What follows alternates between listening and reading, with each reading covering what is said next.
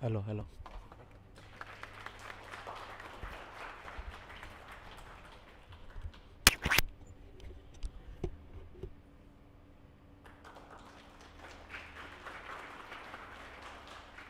Thank you, Flavius. Dr. Father Patrick Ram, CSC, Vice Chancellor, Notre Dame University, Bangladesh. Father Patrick, thank you for all the trouble you have taken to be with us and your willingness to deliver the keynote address to this conference. Sincere thanks, and we extend you our warm welcome and traditional welcome to I request the fathers to do the honor.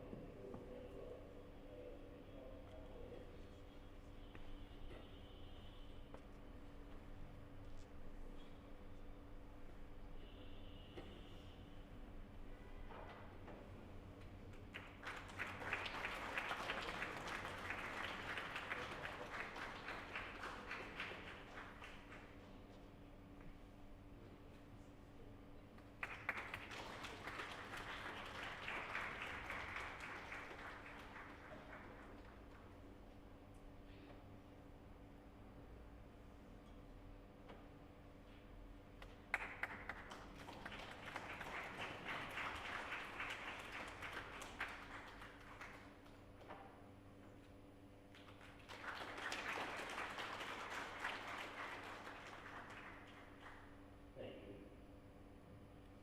Reverend Father K.J. Graham, President, Holy Cross Education Foundation. Thank you, Father, for your visionary leadership and your ever-willing support for educational efforts. We warmly welcome you in our midst to this conference. Please.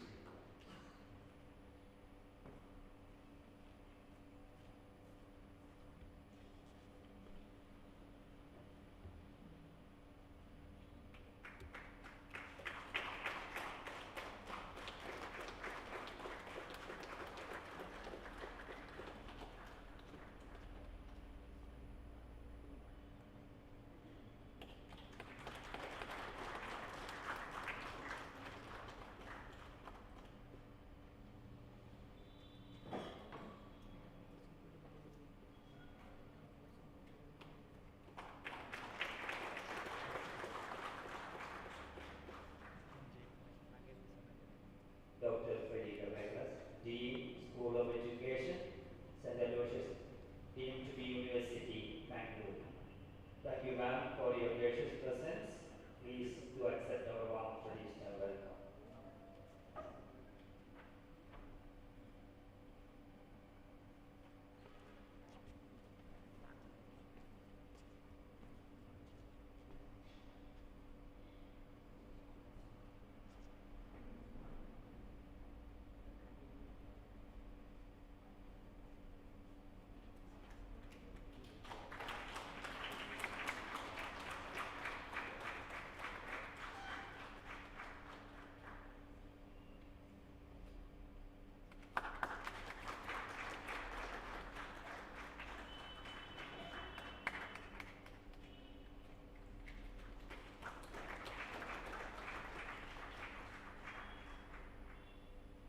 Thank you for this. To Dr. P.M. Srinivas present from the audience. Okay, thank you. Sir will join later on. Thank you. I'm sure there are many other dignitaries and scholars and percentages of paper who will be welcomed and introduced at a different at the technical session different day. So not taking much time. Once again, a very warm, hearty welcome to all the scholars, their representatives, and participants, especially from our own faculty members, and many of you are here present. Hearty welcome and have a wonderful day.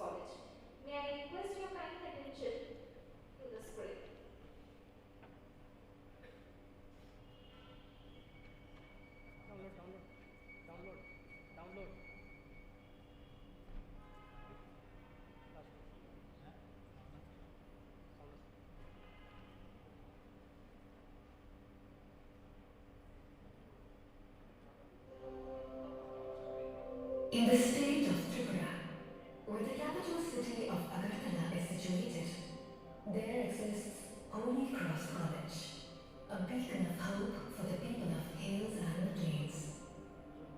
Holy Cross College Agartala is established in the year 2009 by the Congregation of Holy Cross, an international religious community engaged in imparting value-based and holistic education. Today, Holy Cross College stands tall as the first Christian higher educational institution and as one of Tripura's top English medium college, known for academic excellence and character formation. It is affiliated to Tripura Central University, recognized by the Government of Tripura, UGC, AICTE, and NCTE. Curriculum's College, Agartala, was established in the year 2009. 14 batches of students have graduated by the year 2025 as the college reaches its sweet 17. The college began with the arts and science, and the subsequent years kept introducing new streams like commerce, teacher education, BBA, MBA, and BSW. In the year 2023, postgraduate courses were introduced in English and political science. In 2018, the college was accredited by the National Assessment and Accreditation Council, NAC, with A grade. And in the following second cycle of accreditation, the college was awarded with the A plus grade by the same statutory body. We have a steady growth in the student enrollment, and today we have over 2,200 students spread across 24 streets.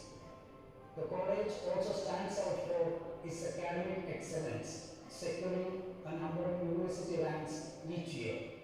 The college provides a state-of-the-art infrastructure facilities and a healthy green campus spread over 15 acres. Holy Cross College Agartala promotes campus recruitment and placement drives to provide the alumni job avenues in various prestigious institutions and industries. Holy Cross College is one among many international educational institutions owned and managed by the Holy Cross Society, and we welcome students from across the globe to be part of our educational endeavors. Holy Cross College emphasizes integral human development through a wide range of undergraduate and postgraduate programs such as BA, BSc, BCom, BBA, B.Ed, MA, and MBA, along with several certificate and diploma courses. Our qualified and experienced faculty members are committed to nurturing students and shaping future leaders, innovators, and entrepreneurs. Annually, our students secure university ranks, showcasing their hard work and academic environment that we foster in the college. The college campus is clean and eco-friendly, fostering healthy and holistic development.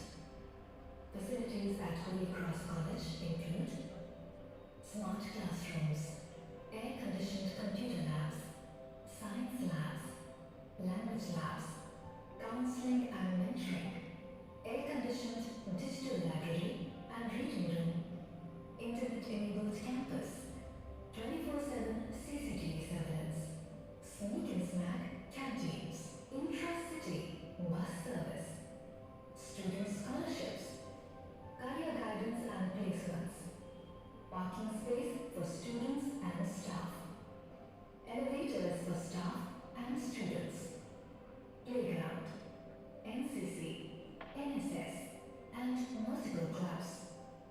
In a nutshell, every nook and corner of our campus is curated to inspire learning, creativity, and collaboration. Campus life of the students at Holy Cross College is exciting, dynamic, and full of opportunities. A variety of students enrichment platforms such as NCC, NSS, various club activities and sports events engender the students' community to excel in academics, teamwork, and leadership. We conduct educational tours to industrial units and historical spots and sites. Besides this, we organize special lectures, seminars, and workshops, and offer internship opportunities in collaboration with reputed institutions and organizations. Holy Cross College prepares students for life beyond classrooms through career guidance and placement. Our alumni are living examples of hope for the younger generation. Every student here in Holy Cross College is seen, heard, and guided. Through the robust mentoring system and a dedicated counseling cell, the college ensures the academic, emotional, intellectual, and physical development of the students. Join Holy Cross College, Agartala, and create a better, brighter, and beautiful tomorrow today.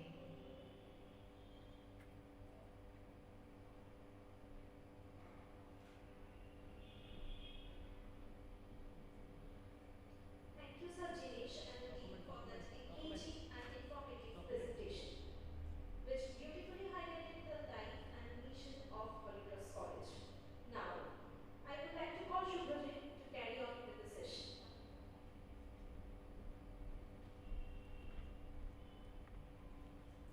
Thank you, Shushmita. With that inspiring introduction, we now move to the formally understanding the purpose and direction of the conference. I now invite Dr. Father Davis Polron, CAC, Director of the conference, to present the introduction to the conference and set the context for our deliberation. Father, may I request you back here.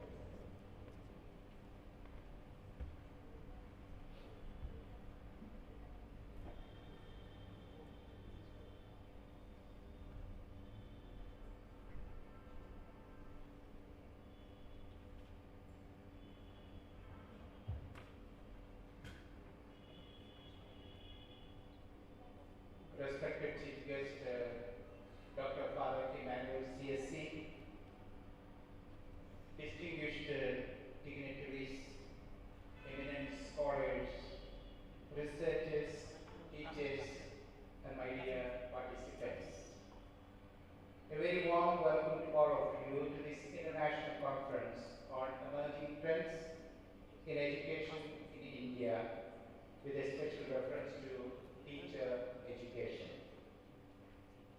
It is indeed a privilege and a moment of great significance for us to gather here today to begin the 3 days of reflection, deliberation, and sharing of insights on the rapidly evolving educational landscape in our country and across the world. Education today is undergoing a remarkable transformation. The 21st century has brought new challenges and opportunities driven by technological advancements, digital learning platforms, artificial intelligence in classrooms, competency-based education, inclusive and equitable learning approaches, global and multicultural perspectives. In India, these changes are further strengthened by national initiatives such as the National Education Policy 2020, which emphasizes holistic development, skill-based learning, and innovation in teaching practices. At the heart of all educational reforms lies one key element: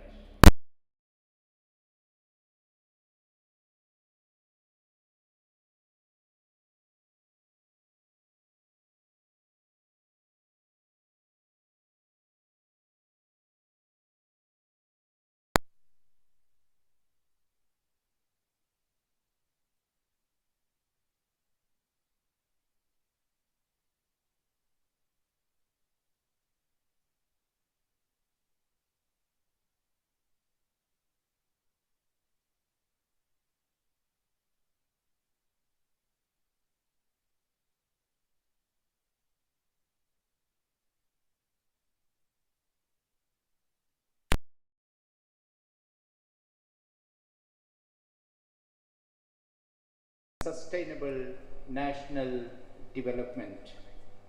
This conference provides a valuable platform for sharing research findings, discussing innovative practices, exploring global perspectives, building collaborations, addressing challenges in teacher education.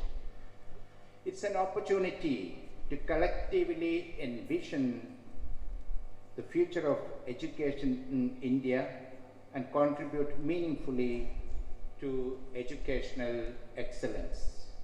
Once again, I extend my heartfelt welcome to all the participants, presenters and guests. May this conference inspire productive discussions, meaningful learning, and innovative ideas that will enrich the field of education and empower teacher education in India. Thank you, and may God bless us all.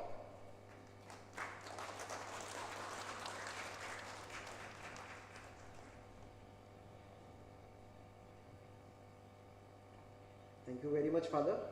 As you have mentioned, education in India is undergoing transformation. And in this stage, the importance of such conference is very high. Thank you again, Father, for that clear and thoughtful introduction, which has set the tone for the sessions ahead. Now we come to a very special moment, the release of the conference souvenir. The souvenir reflects the collective efforts, reflections, and aspirations behind this conference and will remain a lasting reminder of this occasion. I respectfully invite our Honorable Chief Guest, Father Emmanuel Kalarakal, CSE, to kindly release the conference souvenir.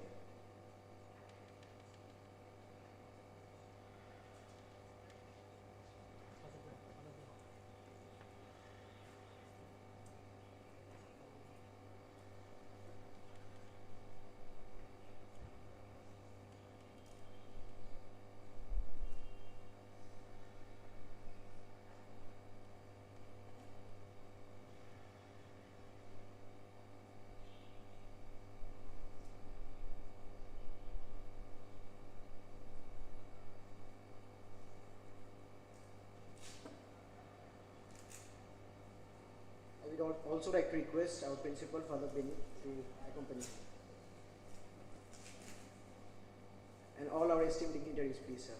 And madam, if you will join us in this release of the conference of the day.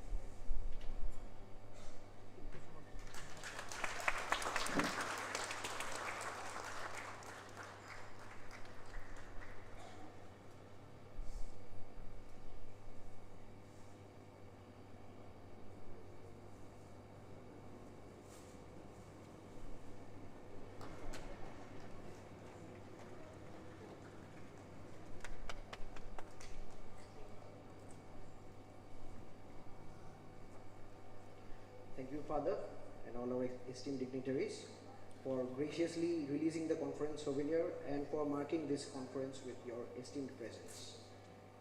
We are now very privileged to hear from a respectful leader whose vision and guidance continue to strengthen the mission of Holy Cross Educational Foundation. I cordially invite Reverend Father K.J. Abraham, CSC, President of Holy Cross Educational Foundation and Provincial of the Fathers of Holy Cross Northeast India, to address this Augustus gathering. Father, we look forward to your message.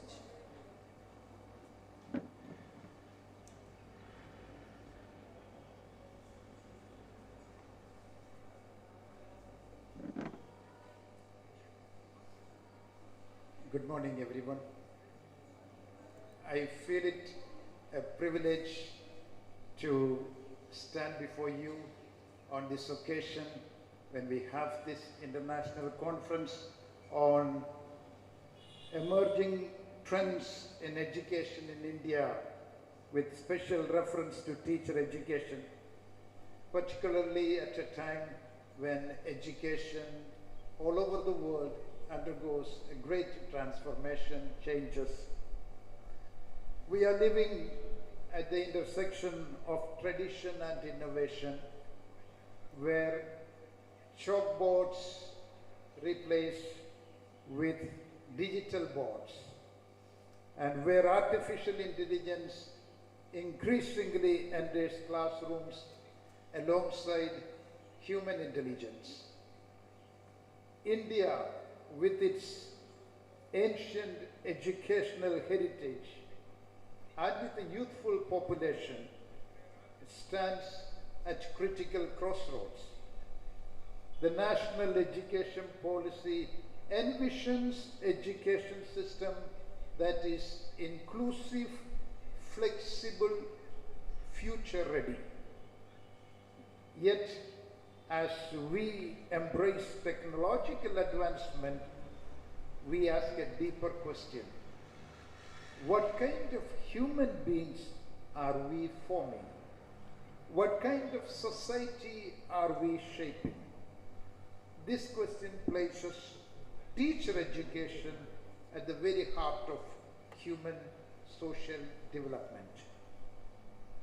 Technology and artificial intelligence have undoubtedly revolutionized the learning process. Digital platforms have expanded access, personalized learning, and enabled global classrooms. AI-driven tools assist in assessment, data analysis, and adaptive intrusion. These developments are not threat.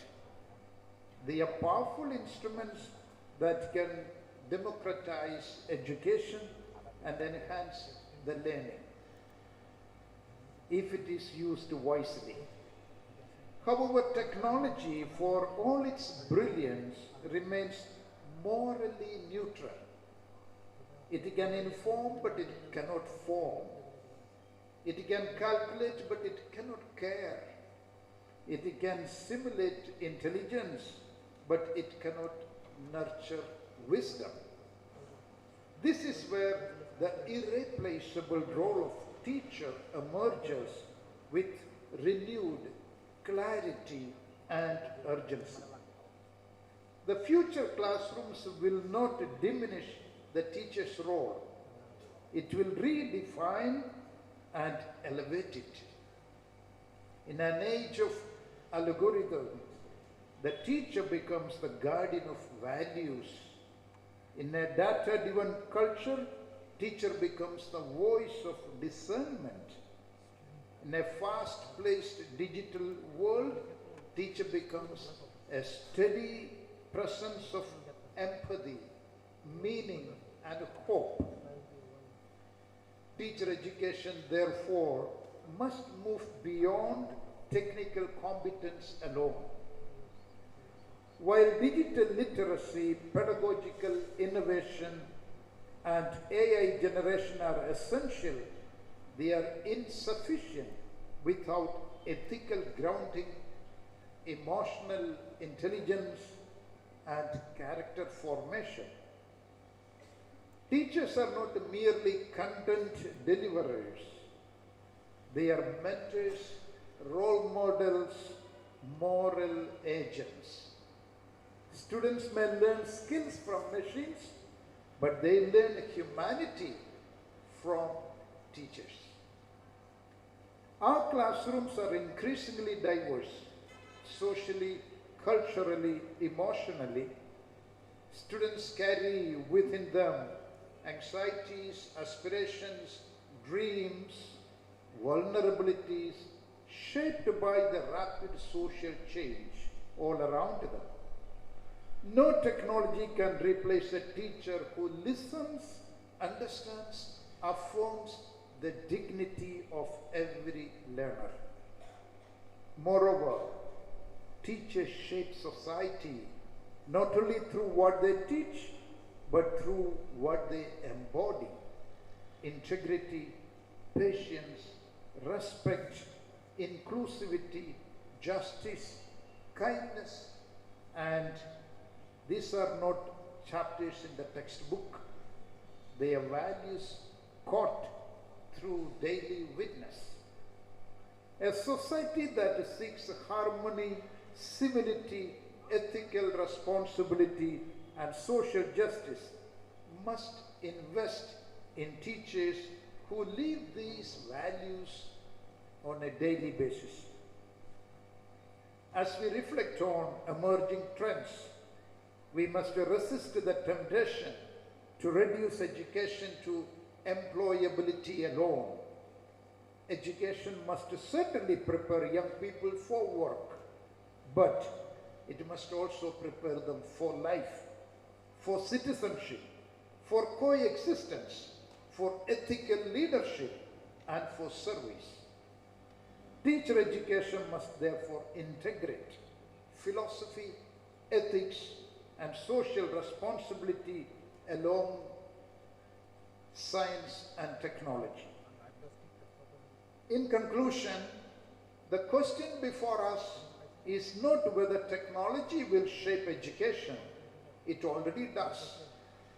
The real question is whether teacher will shape technology with wisdom and conscience. May this conference inspire us to reimagine teacher education as a transformative force, forming educators who are technologically competent, ethically grounded, emotionally intelligent, and deeply committed to building a civil, harmonious, and a just society. I thank you and wish every best to this conference. God bless.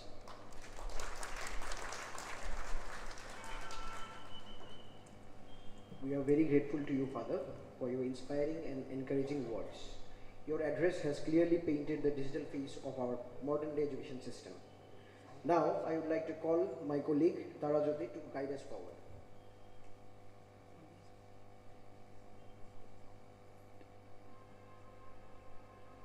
Firstly, those who are visiting Tripura for the first time, I warmly welcome you all to this beautiful place.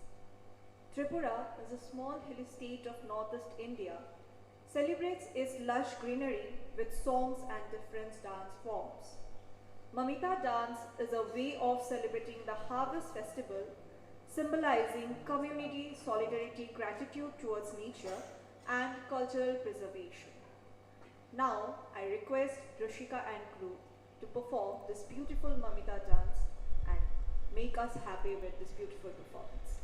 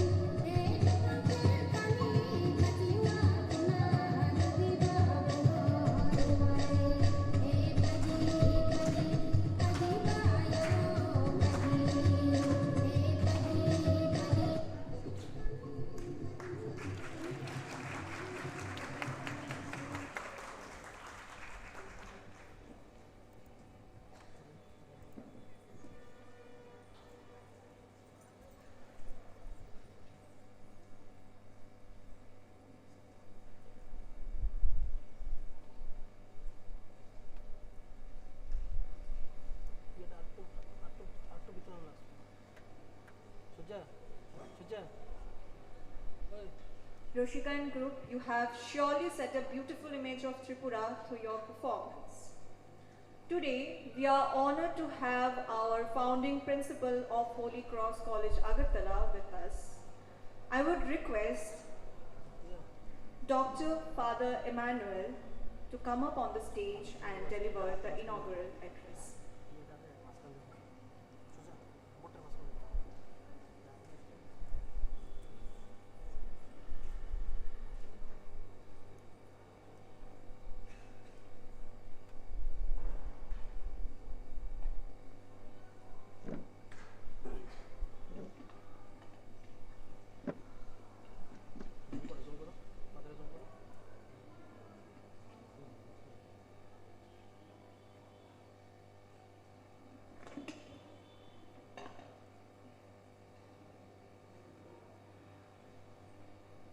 Respected Dr. Father Benny John, Principal, Father K.D. Abraham, President of the Holy Cross Educational Foundation, Dr.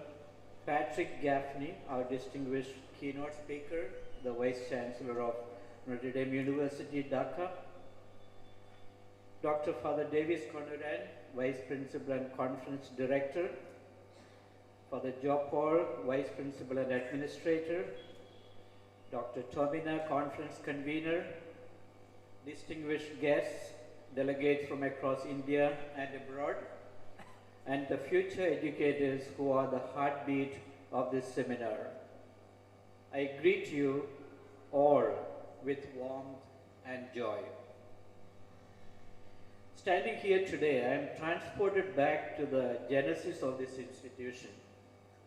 I remember standing on what was then a quiet, undeveloped plot of land, possessed by a vision that many thought was perhaps too ambitious for our time and place. I recall a specific afternoon as the first brick was being laid. A local resident stopped and asked me, "Father, why build such a large college here? Will the students come?"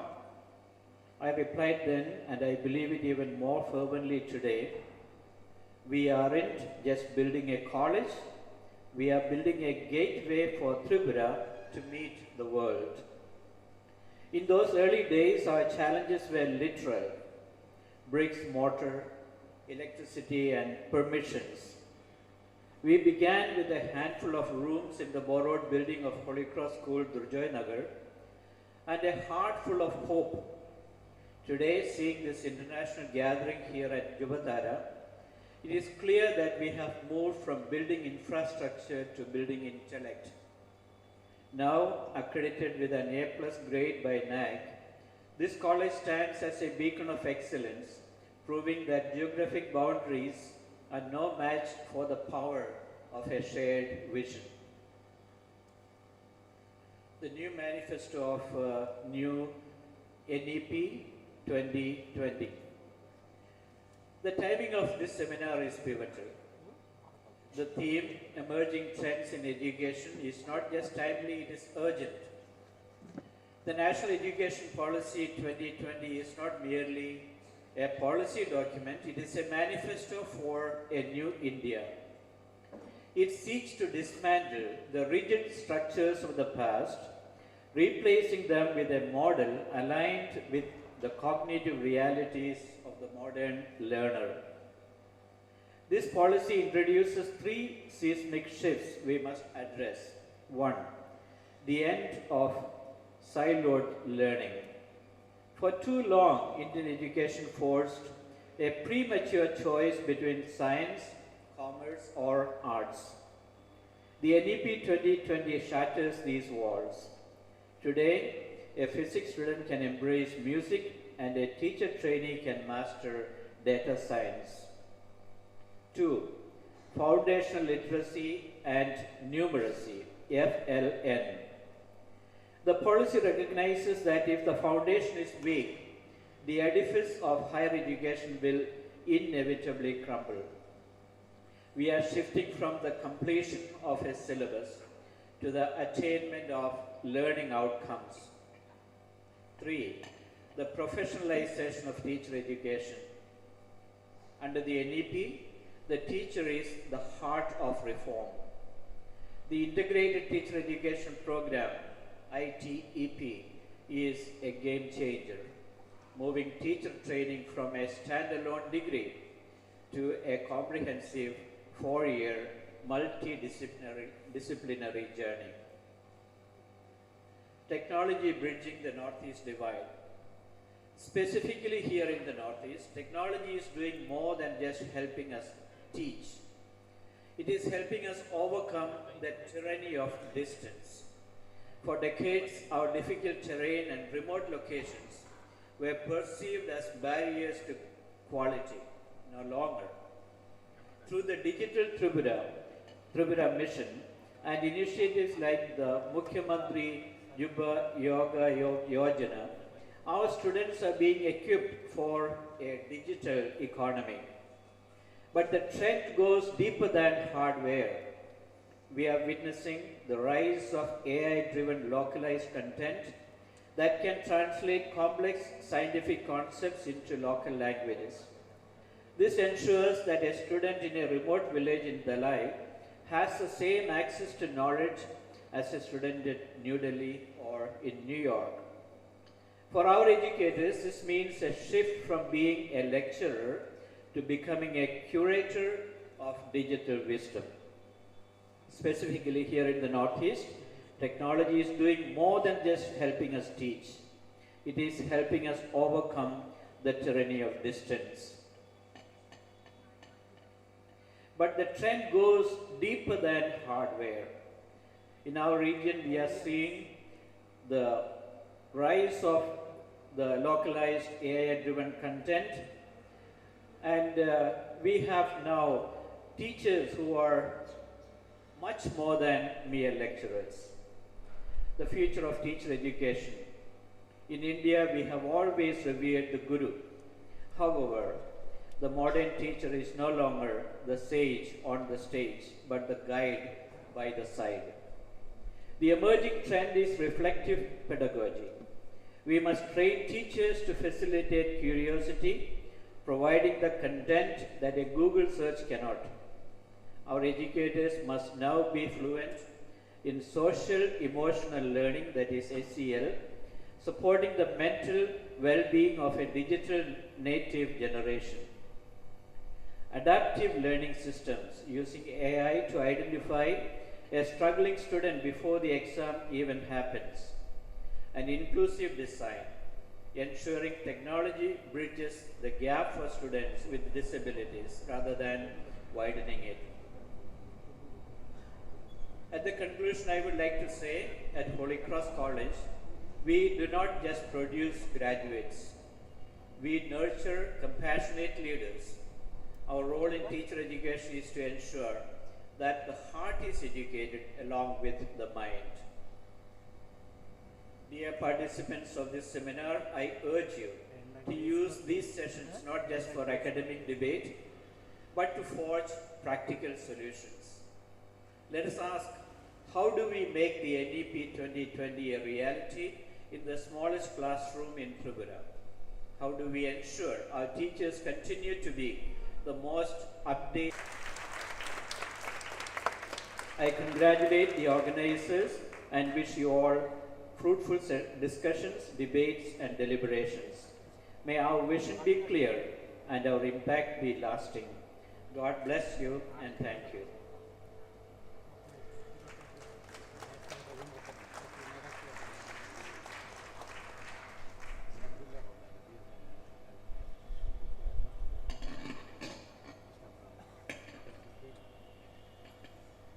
Thank you, Father, for making Holy Cross a gateway to reach the world.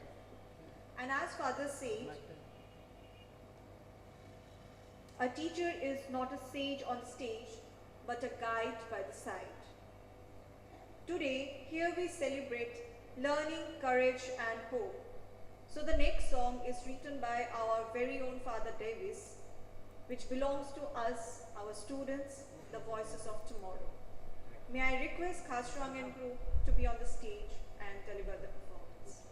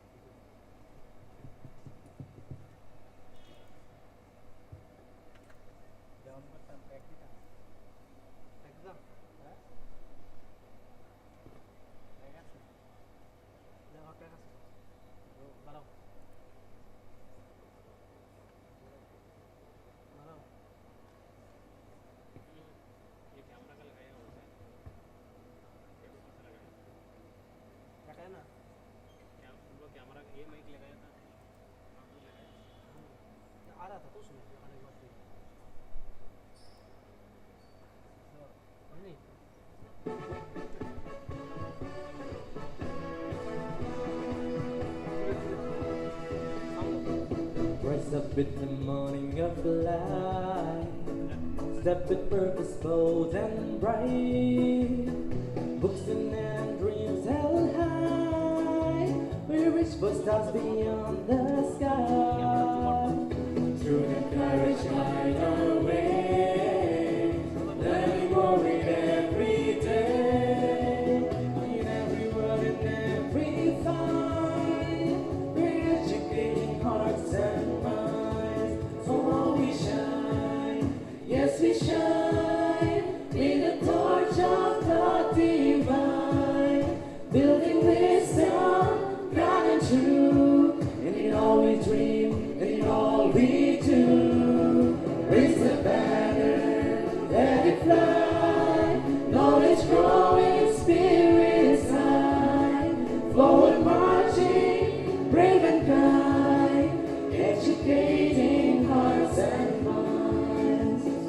Has that hope and minds that grow, seeds of change in all we sow, science, art and voice and strong, together we all belong. Live the world with one another, seven sisters stand as brother, with each spark of light we find, we're educating hearts and minds. Oh, we shine, yes we shine, with the torch of the divine, building wisdom, God and true, in all we dream, in all we do. Raise the banner, let it fly, knowledge growing, spirits high, forward marching, brave and kind, educating hearts and minds.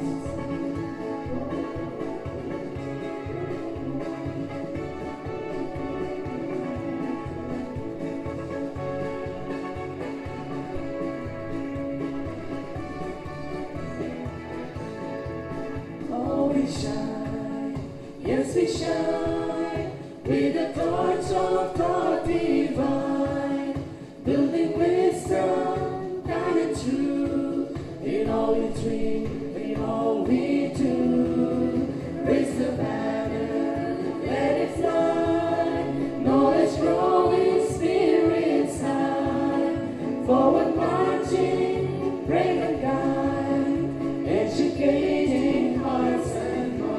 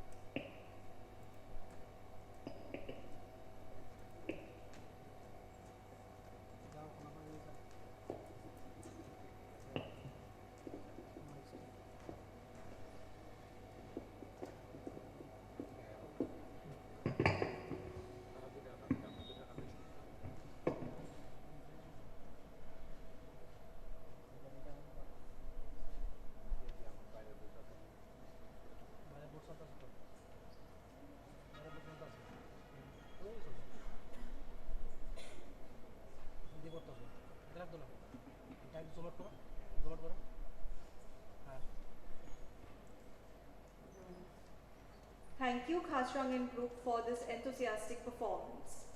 It is my privilege to introduce our keynote speaker, Dr. Father Patrick Gaffney, CSC Vice Chancellor, Notre Dame University, Bangladesh. May I now invite Father Patrick to kindly come up on the stage to deliver the keynote address.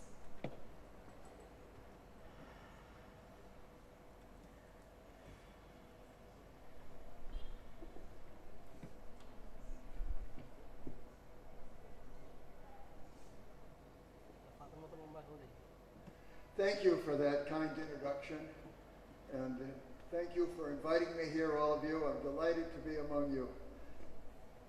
Agartala is one of my favorite places in the world, not only because of its beauty and these wonderful breezes, but because of my Holy Cross brothers and you students and teachers at this institution.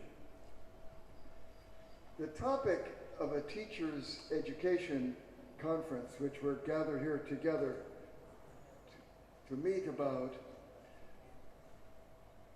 is about 3,000 years old, and maybe longer. Teacher education has been one of the things that has never left the center of interest. But at every stage, the issue is fresh and needs to be explored again, because times change. People and circumstances face new challenges. The old ways might have satisfied an earlier generation, but they prove to lose their effectiveness. It becomes a question of pouring new wine into old wineskins unless we change. And we know where that combination leads. Unfortunately, I do not have new wine and new wineskins to offer, but that's hardly a surprise.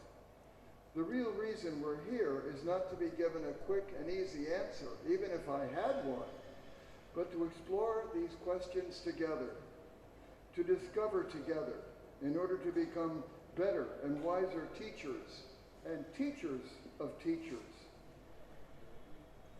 The scope of this conference, in terms of its objectives, were given in the program. There were 5 seminar topics, which I won't repeat here, because you'll be hearing them again and again. One thread that may be traced through all of these topics from a certain point of view might be called the deficiency factor. One recent article that I was reading entitled Teacher Education in India, Challenges and Suggestions. Now that's a topic we all want to hear about. It takes a little more assertive approach with providing a long list of particulars, such as, and I quote, lack of human resources, inappropriate teaching internships, lack of supervision, incompetent teacher educators, lack of infrastructure, lack of funds, and the list goes on. You get the idea. The frequency of the phrase lack of locates the problem in the realm of deprivation, the absence of supposedly necessary qualities. It leads to the evident conclusion that power and money are the real issue. If they had a major government grant or access to a billionaire's blank check, they could hire the best instructors, construct the most desirable facilities, establish a dream program, and therefore attract the most talented students. Teacher education would rise to the lofty heights of the Indian Institute of Science in Bangalore. But the problem this author and many others take for granted, namely that the government is to blame for failing to support their ambitions, seems a fundamental mistake. It represents a misperception, and it can only make things worse if we continue looking in that wrong direction for a solution. I realize, of course, that some may think I'm showing a disregard for history to make this suggestion. So allow me to go back at least to the time of the Indian independence in 1947, when higher education in India had been integrated into the colonial underdevelopment project. It was described in a document at that time as anemic, distorted, and dysfunctional. At that point, there was an enormous expansion of university and college education in India. And that went on to the end of the 20th century, when there were 323 universities in the country. Massive growth and continued expansion went on until today. In 2025, there were 1,338 colleges and universities, up from 760 in 2015. That's enormous increase. Teacher education, however, has featured only marginally among the total student population, although there has been significant and proportionate increase. In 2000, arts and sciences faculties had 65% of all students in Indian higher education. Business, commerce, and management had 18%. And the final 7% comprising law, engineering, veterinary science, and education had only 7%. And education had the smallest, 1.3%. That was all taken from the All India Survey of Higher Education. Now, this has changed. Arts and sciences now are down to 48%. Commerce has slipped to 13%. Education has moved up to 5%. But the big rise has, of course, been computer science and engineering, and that represents something like 15 to 16% of all students. And this computer science number in postgraduate is even higher, roughly 25% of all Indian students.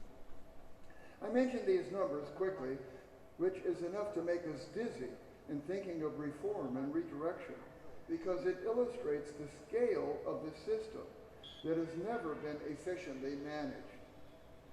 The founding of the UGC in India was 1956. It was modeled on the British UGC, started after the First World War. And it holds responsibility for regulating academic standards and dispersing funds. But it also has very little power of enforcement. Its recommendations, especially in the view of competing jurisdiction with state governments, who tend to intervene, is very small. One scholar has recently described the result, noting that, and I quote, "Higher education has virtually remained an unbridled horse."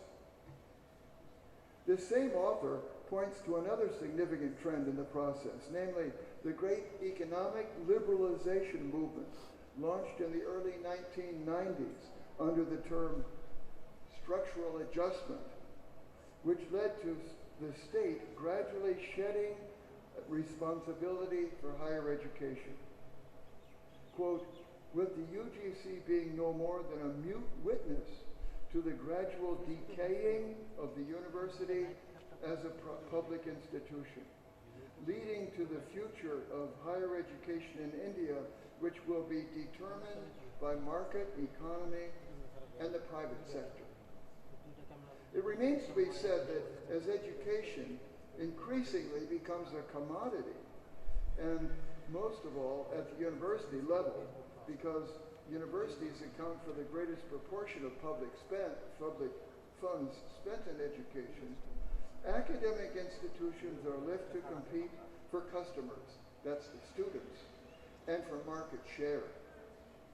As higher education becomes more privatized, the question of teacher education is seen in a new light, which is already dim, and it threatens to become more so. Likewise, the well-known deterioration in the status of the academic profession can only have a negative effect on morale and professional development.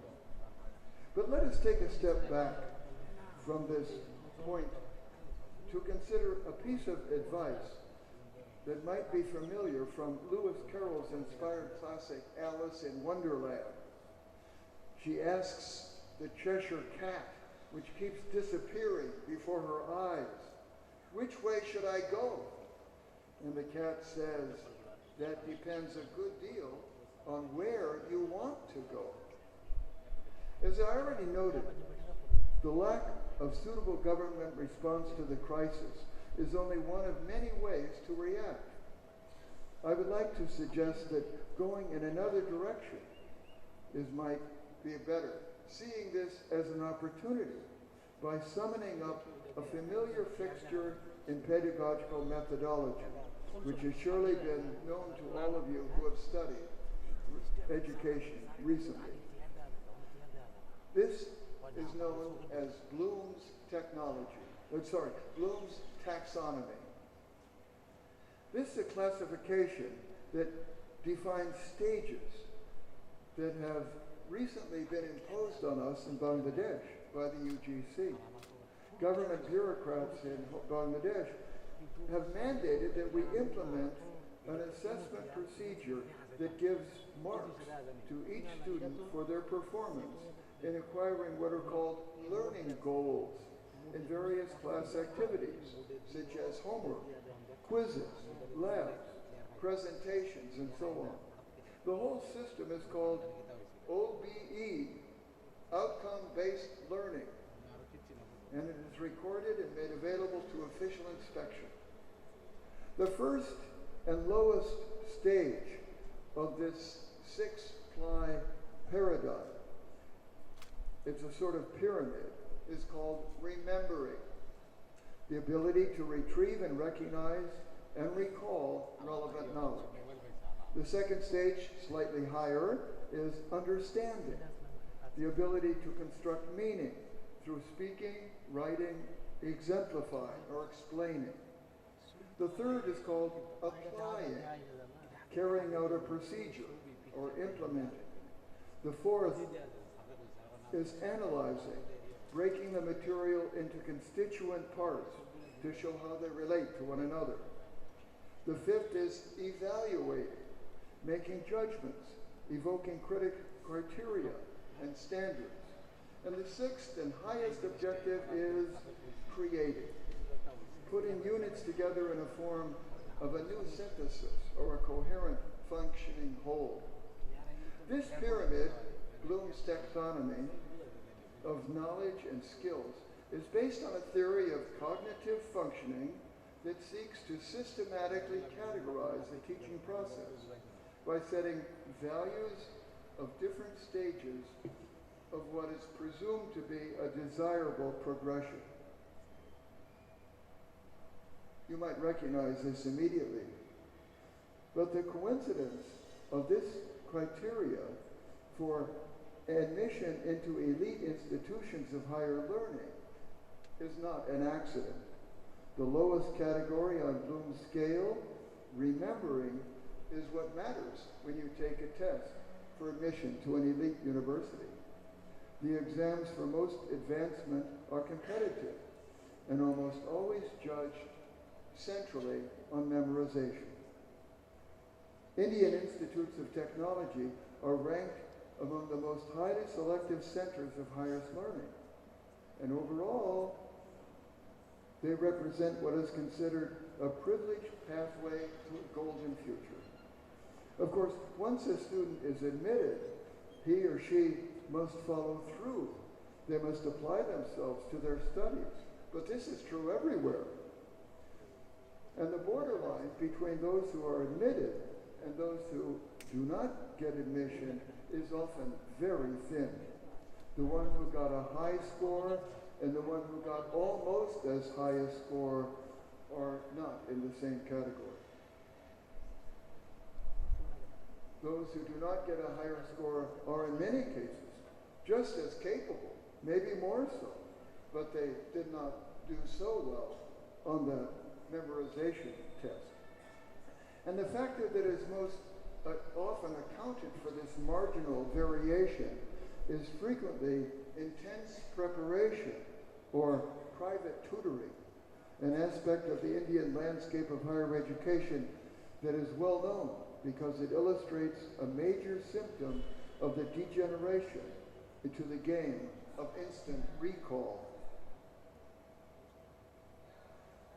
This provides high rewards to winners, and not only disappointment, but often a feeling of injustice to the losers. Market factors pervade the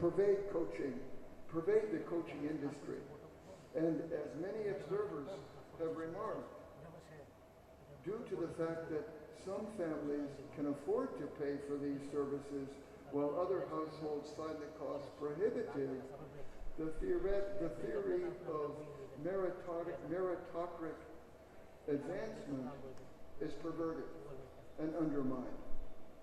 One study recently pointed out that the organized coaching business in India is among the big players that represents a total revenue that is, quote, nearly half of what the government spends on higher education annually. The author of this same study also notes that spending levels for home-based private tutoring are much higher than the classes of coaching.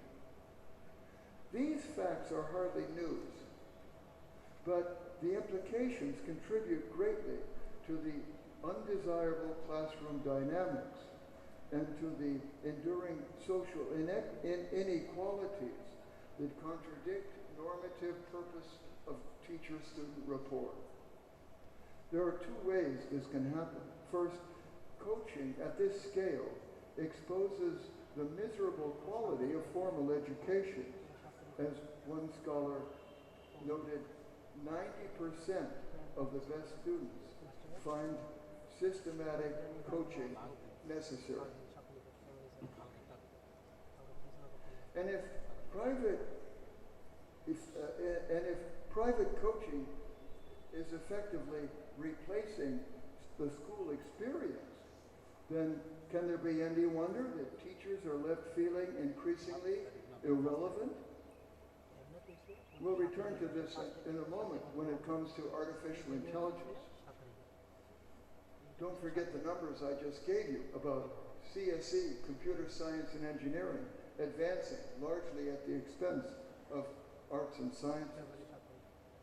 And all of this represents an enormous inflation of value placed on exams. This system rewards rote memory and degenerates higher qualities of Bloom's ladder of learning objectives. Teachers are solely responsible for taking the exam forward, while it reduces ingenuity and punishes intellectual curiosity. Maybe this, in the larger picture, coaching does have some benefit, especially as filling the gap by the inadequate formal education, but it also detracts seriously from at the same time, from the teacher's value and the teacher's influence.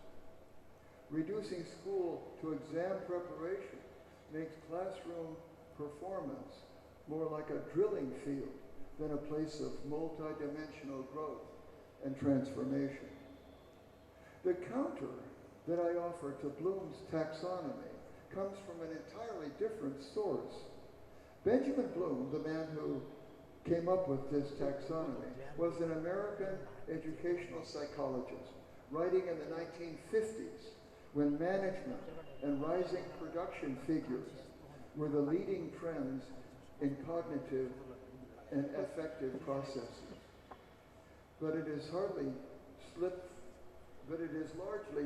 from its place today as the guiding star of pedagogical theory. New ways of seeing the self, new ways of seeing the world and the universe have arisen. New technologies have emerged with which we're all familiar. Who doesn't have a mobile phone these days? And children born, say, after 2000 have never known a world without mobile phones. While no single replacement has appeared to occupy the vacancy of Bloom's taxonomy, many recent contributions to teacher education have shifted the focus to another perspective that relies not on psychology as its principal source, its source of data and interpretation, but on the discipline of anthropology and its emphasis on the integration of biology, social structures, cultural values, and the imagination as the framework for learning, for rethinking the context of teaching. One of the scholars who has brought this approach into the open is an American university professor, an anthropologist who began as a sociolinguist and a specialist in China. But she has recently become an advocate for a quiet revolution in the way education is conceived and institutionalized. Interestingly, her experience and her research is largely based on an American setting, which offers a dramatic contrast to much of India. Her wide net brings in a great variety of different colleges and universities, most of which are quite adequately supported in terms of instructors and facilities as compared with India. But what her review and extensive personal observations make clear is that complaints are still abundant. And these complaints are not restricted to education, to institutions that lack resources. Rather, even elite and well-endowed in universities face student dissatisfaction. The first of the two books by this woman I just mentioned, her name is also Bloom, Susan Bloom, but it's spelled different. The first Bloom is B-L-O-O-M. The second Bloom is B-L-U-M. Pronounced, of course, the same way. She's published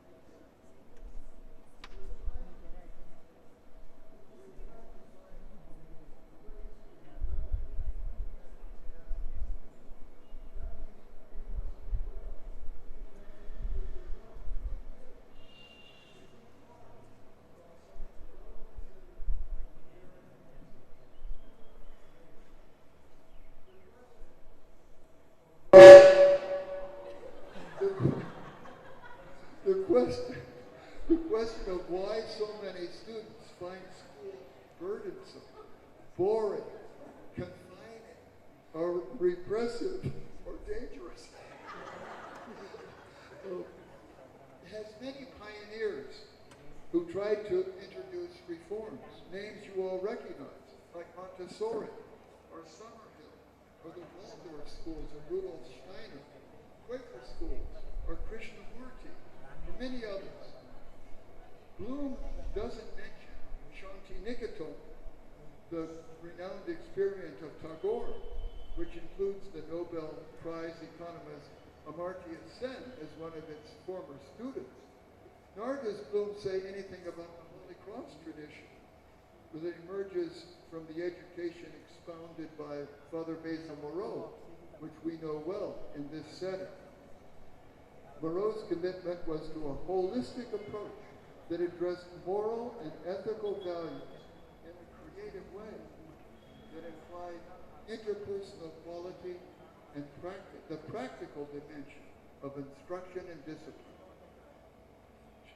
I might add, Amartya Sen is also a former student of St. Gregory's, which is a Holy Cross school in Dhaka. In fact, he was invited back to dedicate the recent building.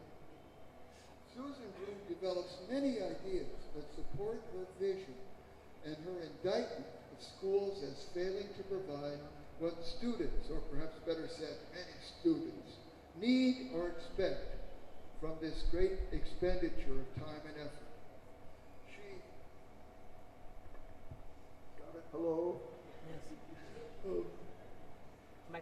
She has a lot to say about the practice of measuring students' quality by giving grades or marks. She finds it counterproductive.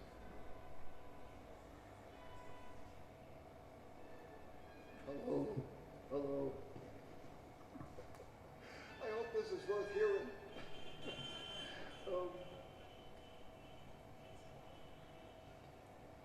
The education she promotes pays close attention to instincts and emotions that often play a central part in classroom dynamics, even if they are left out of formal consideration. They certainly do not affect grades or marks.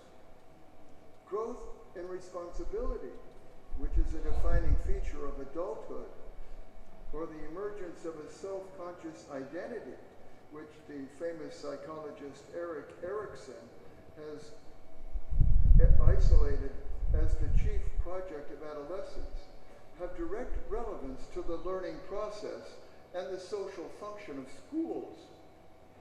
This complex of mutations also has a great shadow over the details of curriculum and the setting of priorities and the content of classroom instruction and its rhythm. Of course, Bloom recognizes that scholars are expected to train students in certain skills, that schools are charged with providing credentials, that the diploma translates into a public declaration of specific capacities, especially literacy and numerology. But the measuring of these accomplishments and their real significance for future jobs often seems more random than precise. Many studies have shown, for instance, that most students forget the substance of what they had on their exams only a short time after graduation. But the development of study habits, of mental alertness, of responsibility, and interpersonal cooperation frequently turn out to be the most lasting and valuable assets of a successful professional career. Needless to say, proper and up-to-date learning and technical features of any occupation are a prerequisite for any meaningful employment. And acquiring these skills, whether it's commerce, law, electronics, or teaching, are reviewed by accreditation boards. But how the general knowledge and specific skill is imparted and how successful students absorb and integrate what they receive from their teachers is a matter that directly concerns us. The technical know-how is basic, but the school is not the only place, or not perhaps the best place, to acquire such skills. We all have heard of experiential learning, or learning on the job. And of course, Bloom's many examples from the anthropological record show that in many cases, especially traditional or tribal societies, this vital transfer of knowledge and skills goes from one generation to the other largely by imitation or a gradual handing over of responsibility. It is a version of informal job training which respects a range of talents and different paces of learning and in a culture that requires accountability. One final remark drawn from Susan Bloom's rich store of insights and suggestions arises as a linguistic anthropologist from the specific power of metaphors. On this scene, she notes that there are many ways to describe a school. Some call it a war zone, a prison, a machine, a business, a game, among others. But the metaphor she singles out for the greatest potential for damage is a factory. The fact that mass education coincides with the Industrial Revolution is not to be overlooked. The ideal of productive efficiency and a mechanized assembly line where standardized interchangeable parts are combined at a steady speed to generate commodities for a mass market can sound quite familiar to a teacher, especially a bureaucrat of education. Bloom's own favored reply to this hidden agenda of factory logic is to replace it with the approach which sees education more as a garden, where attention to successful cultivation requires careful and patient attention to natural forces and individual variation, to the stages of growth and interaction. Since humans are hypersocial, especially at the stage of youth, and are driven by feelings, interests, and often confused desires that need to be recognized, understood, and challenged into healthy patterns, regarding school as a garden calls forth a number of provocative images that can redirect the process of learning in a way that emphasizes work with students as whole persons.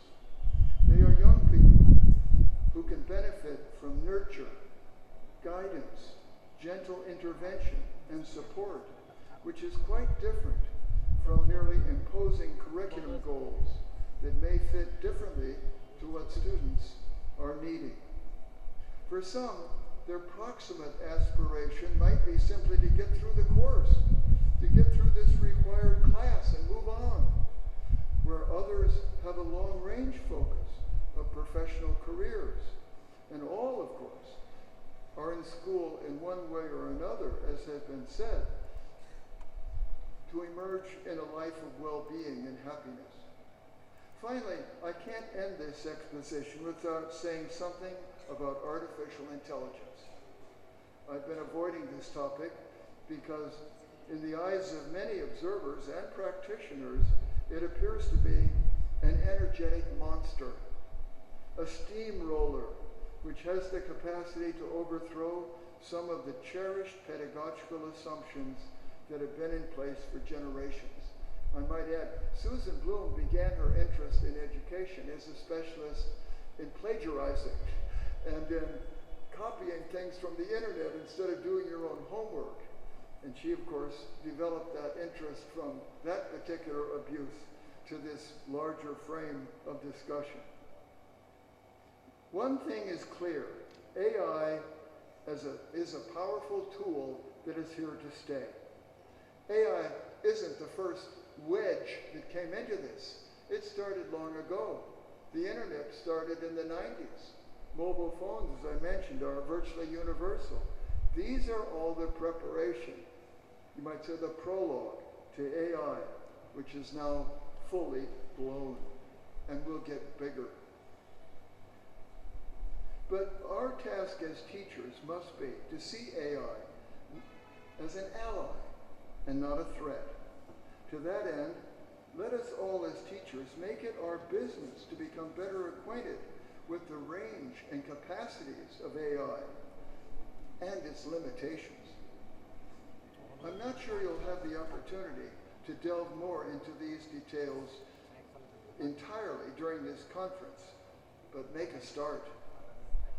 Let me close with one striking aspect of this breakthrough that cannot help but impress itself upon the professional teacher.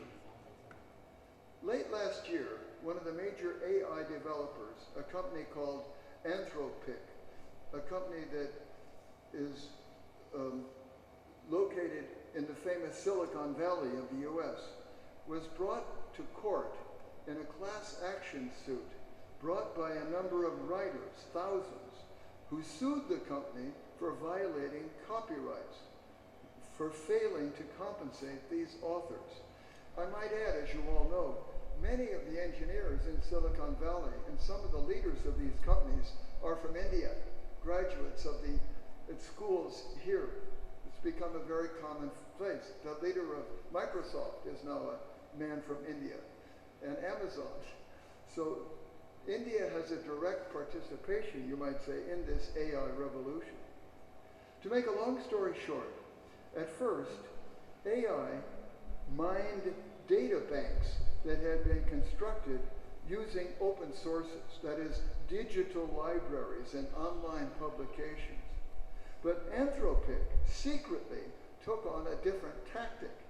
They purchased books, and then they designed machinery, custom built, that removed the binding and scanned the pages of these books at high speed to create a monstrous store of information on all topics that could be cataloged, classified, sorted, and electronically coded to generate patterns of text to answer multiple questions and deliver responses to requests for essays or for speeches of any kind. These companies are already doing this. Many companies are already doing this sort of thing, including Meta. But Anthropic wanted to seize the initiative in this race to become the leader in the emerging AI market. But none of the other companies went so far as Anthropic in harvesting information. What many found the most striking feature in their particular tactic was that Anthropic purchased these books, 2 million of them, and then systematically destroyed them after they had scanned the data. Soon, undoubtedly, Anthropic will offer its full version to the public, but presumably to continue as a perfect product. The picture of destroying 2 million books in the process is a gesture that registers a symbolic threshold that we cannot ignore. Those of us who love books and have grown up with books see that particular technology as the standard, but times are changing. We all know from teaching, students don't read as much these days.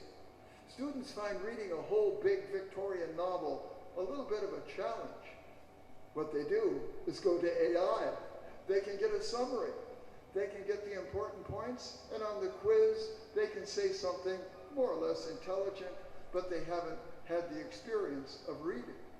This will continue. Scholars, of course, specialists, will always avoid that trap, but AI is here to stay. My final remark, which I'll just mention briefly, is I look on the arrival of AI, and especially the symbolic destruction of 2 million books, as something that is just as important as Thomas Macaulay's famous minute. Remember, all Indians know this. In 1835, he published about a 10-page pamphlet arguing that English should be put in place as the major language of instruction in schools in colonial India. And he said many things about this. It's actually a powerful brochure because it was occasioned by a petition by professional scholars of Sanskrit and Arabic schools to get federal subsidies. They wanted to get pensions. And Macaulay argued that these people in these schools have been paid to study, and now they want to be paid more. Whereas, as Macaulay argued, English language students are not paid and are seeking English training far more than the Arabic and Sanskrit students. And he has statistics on books. He mentions the Indian government, that is the British Eastern Company, had subsidized the publication of Sanskrit and Arabic books, and he gives the numbers. Virtually no one reads them. They're just kept on library shelves. Whereas English language books were in a hot market, and English language instruction was highly sought after. People don't study Arabic or Sanskrit unless they're paid. So he concludes that a market logic has to enter Indian education at that time. And you get a long story. But he also argues that this English language education is a middle factor.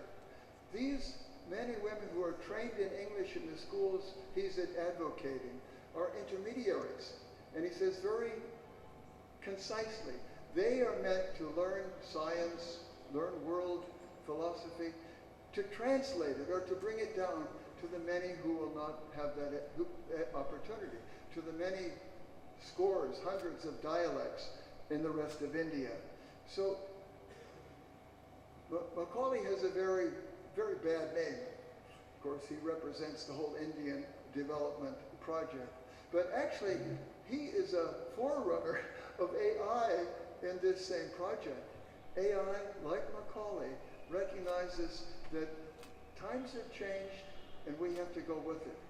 English has become a great asset to India. It's done some damage as well, but it's enabled India to develop in ways that would have been unimaginable before. So I would argue that the time has come for all of us again to recognize we're on the verge, as many have mentioned, of a great revolution and a great opportunity. Thank you.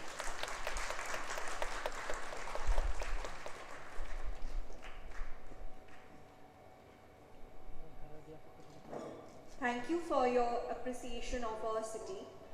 We need to move above the lack of and move towards the new trends of quality education. Your insight into structural adjustment, new trends in teacher education, creating standards is an eye-opener. Thank you, Dr. Father CSC. Now, I would request my co-host Rohit to take over from this session.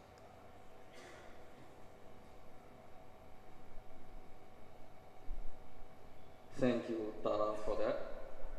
Now, I request Dr. Sharmista Chakraborty, IQAC Coordinator, HCCA, to kindly deliver the vote of thanks.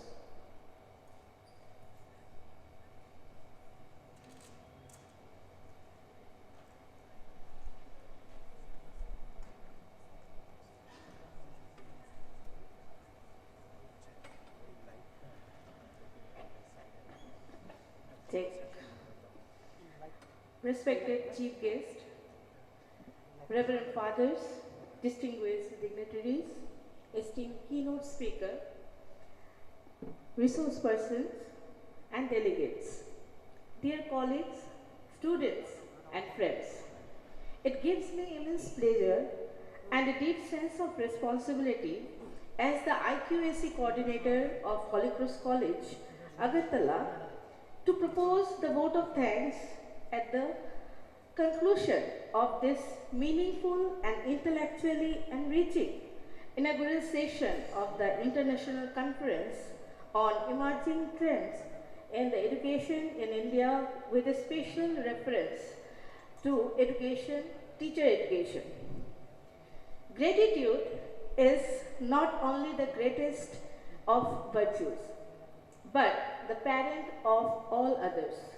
With this thought, I express my sincere and heartfelt gratitude to our chief guest, Dr. Father Emmanuel Karakal, CSC Assistant General and Vicar of the Congregation of Holy Cross, Rome, for delivering an inspiring inaugural address. Father, as our formal principal, your guidance and leadership have shaped the academic and personal journeys of many of us. Your reflections on education, leadership, and institutional responsibility have enriched us in the past and continue to inspire us on this occasion, offering valuable insights from both local and global. Father, your inspiring inaugural address has highlighted the crucial role of higher education, importance of academic policy dialogues, a key emphasis of the National Education Policy 2020.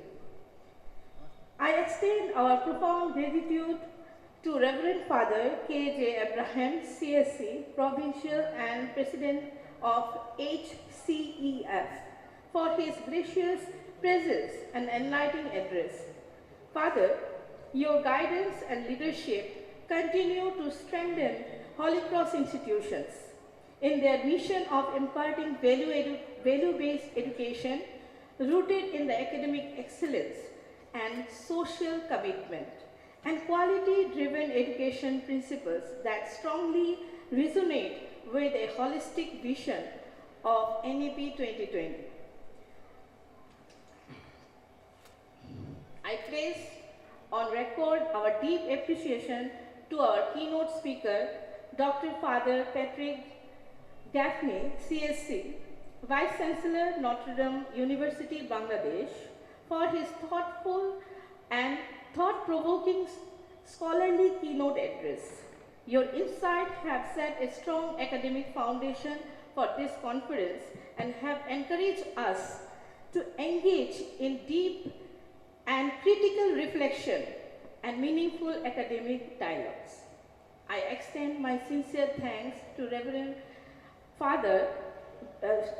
Dr. Father Benny K. John, CSC, Principal, Holy Cross College, Agartala, for his warm welcome address and his visionary leadership. From him, we have learned that excellence is not an act, but a habit. Under your guidance, the institution continues to uphold high standards in teaching, learning, research, and extension, fostering a culture to continuous improvement and academic integrity. My special appreciation goes to Dr. Father Davis Kanaragal, CSC, Director of the conference, whose academic vision, dedication, and meticulous planning have made this international conference a reality. This conference reflects our institution's commitment to promoting research, scholarly exchange, and academic collaboration. As the IQAC coordinator, I would like to sincerely acknowledge all the resource persons, paper presenters, session chairs, and dignitaries, both national and international. Your scholarly contributions and active participation give true meaning to this conference and strengthen our pursuit of academic excellence. I extend my heartfelt gratitude to Reverend Father Joe Paul, CSC, Vice Principal, Administration, Organizing Committee, Advisory Committee, and all subcommittees for their tireless teamwork, efforts, and coordination. The smooth conduct of today's program is a reflection of your dedication, collective commitments. My sincere thanks to the cultural team and student performers for the graceful prayer dance, vibrant Tripura cultural dance, melodious group song, and encouraging institutional visual presentation. This performance beautifully completed the academic spirit of this inaugural session and reflect the rich culture cultural ethos of our institution and state. I acknowledge with gratitude the efforts of the faculty members, non-teaching staffs, student volunteers, technical team, documentation team, and supportive staff whose behind-the-scene contributions are crucial to the successful organization of this event. As I believe, alone we can do little, but together we can do so much. We are thankful to our collaborators and well-wishers for their support and cooperation, which have contributed significantly to the successful organization of these international academic events. Finally, I thank all the participants for your valuable time, presence, and engagement. As we move forward with the technical session of this conference, I am confident that the deliberation will be enriching, insightful, and academically rewarding. On behalf of Internal Quality Assurance Cell, Holy Cross College, Agartala, I once again extend my sincere thanks to all the dignitaries, scholars, organizers, and participants who have contributed directly or indirectly to the success of this inaugural session. Thank you all. I wish you all have productive and intellectually stimulating conference ahead. Thank you.